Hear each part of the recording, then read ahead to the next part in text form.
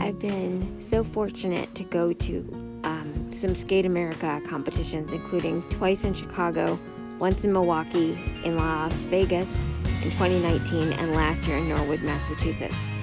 In Las Vegas, I had never been there before, and there were slot machines right outside my plane gate, which I found amazing. This was the hotel in Las Vegas, and it is actually connected to the arena via this long tunnel, or you could take a shortcut outside, which most of the athletes did.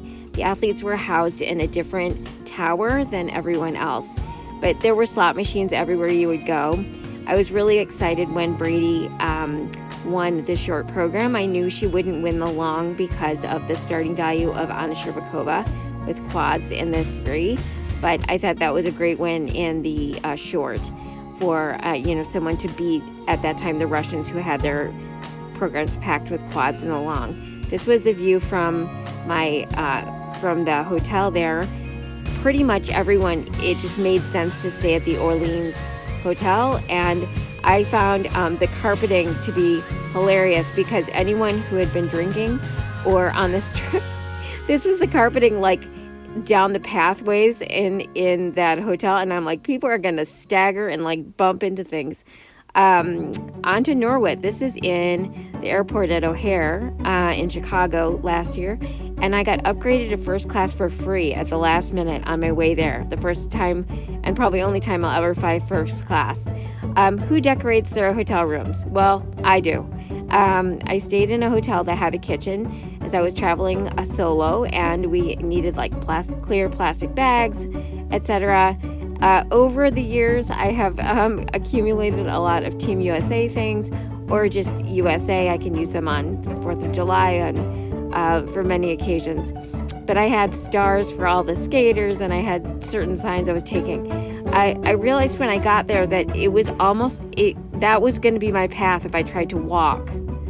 Or there were no buses, and because it was in a suburb, there was not like an easy bus. So I worked it out with a local cab driver, and he picked me up and dropped me off every day when I would need to go. And because people were having to take Ubers because there was extremely limited parking. But that was my seat. I was that close to the ice. That was one of the great things about having it be in such a quaint and smaller arena, is that it was packed, and it was all event tickets that were sold. They sold out with all event tickets. So I got to know the people around me because we were the same people for 4 straight days.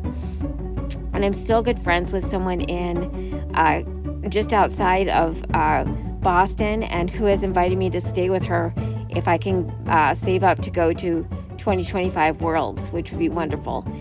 This was the arena.